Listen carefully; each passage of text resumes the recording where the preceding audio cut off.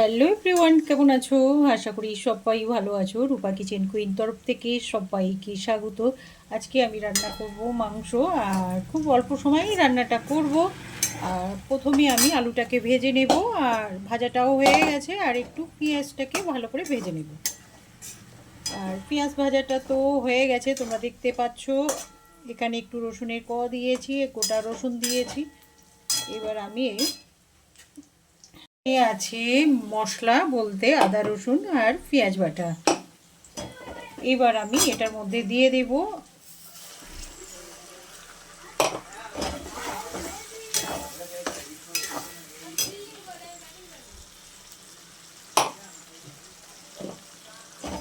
এবার এটাকে খুব ভালো করে কষিয়ে নেব।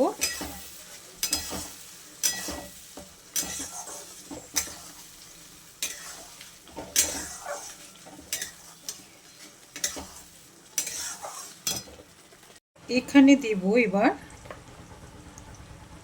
হলুদ, আর অল্প করে একটু লবণ দিয়ে দেবো, কেন আমি আগে একটু লবণ দিয়েছি, আর এখন যতটা দরকার ততটাই দিয়েছি। আর লবণটা দেখে দিতে হবে, কেন যতটা প্রয়োজন ততটাই দিতে হবে, বেশি হয়ে গেলে খাওয়া যাবে না। এবার এটাকে খুব ভালো করে কষিয়ে নেব, যাতে দেখো গন্ধ একটা কাঁচা, মানে আদা রসুন পেঁয়াজ এদের একটা কাঁচা গন্ধ থাকে। আর এটাকে যদি আমি ভালো করে কষিয়ে নিই, গন্ধটা থাকবে না। আর কাঁচা জিনিস একটু ভালো করে কষিয়ে নিতে হয়। আর রসুনের তো জানোই একটা গন্ধ থাকে। খুব ভালো করে আমি এটাকে কষিয়ে নেব।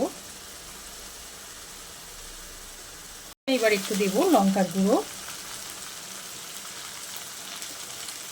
এখানেও আমার যতটা দরকার ততটাই দেব, কেন খুব বেশি ঝাল হলে খেতে পারবে না বাড়ির বাচ্চারা।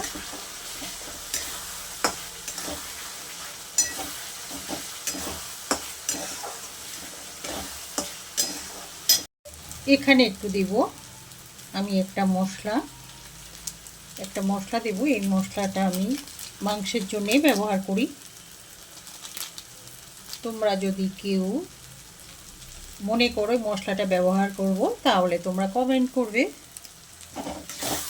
মাংসে এই মশলাটা দিলে স্বাদ বেড়ে যায় দ্বিগুণ, টেস্ট হয়, খেতে বেশ খুবই ভালো হয়। বেশ ভালো বলবো না, খুবই ভালো হয়। এবার একটু জল দেব, কেন বলো তো, মশলাটার মধ্যে অল্প একটু জল দেব, ব্যাস। এবার এটা দিয়ে আবার একটু নাড়াচাড়া করে নেব।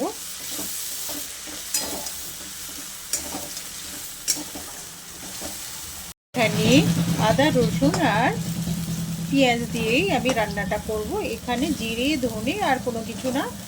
আর এখানে তো দিয়েছি একটু লঙ্কার গুঁড়ো দিয়েছি, আর স্বাদ অনুযায়ী লবণ আর হলুদ, এগুলো তো দিতেই হবে। ব্যাস, এখানে বললো আমি আর অন্য কোনো কিছু দেব না, জিরেও না ধনেও না, ব্যাস। মশলা দিয়ে বলো এখানে তেল ছেড়ে দিয়েছে, আর তেলটা ছাড়ছে তোমরা বেশ ভালো বুঝতে পারছো তেল কতটা ছাড়ছে।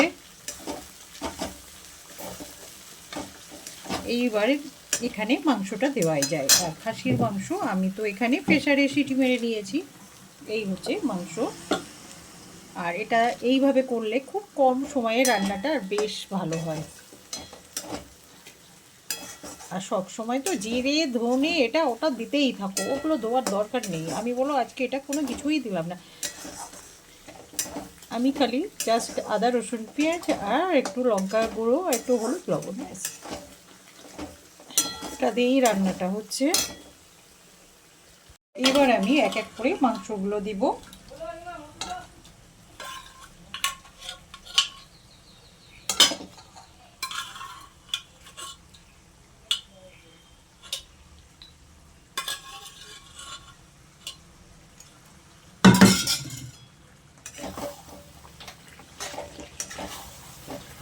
এবার এটাকে খুব ভালো করে আমি কষিয়ে নেব।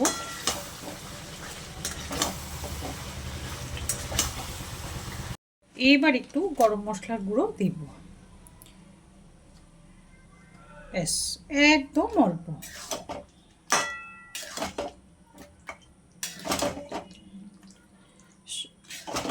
যারা নতুন বন্ধু আছো, যারা এখনও পর্যন্ত সাবস্ক্রাইব করোনি, তারা একটা করে সাবস্ক্রাইব করে পাশে থাকবে। নতুন বন্ধুদের বলছি, তোমরা বেশি বেশি করে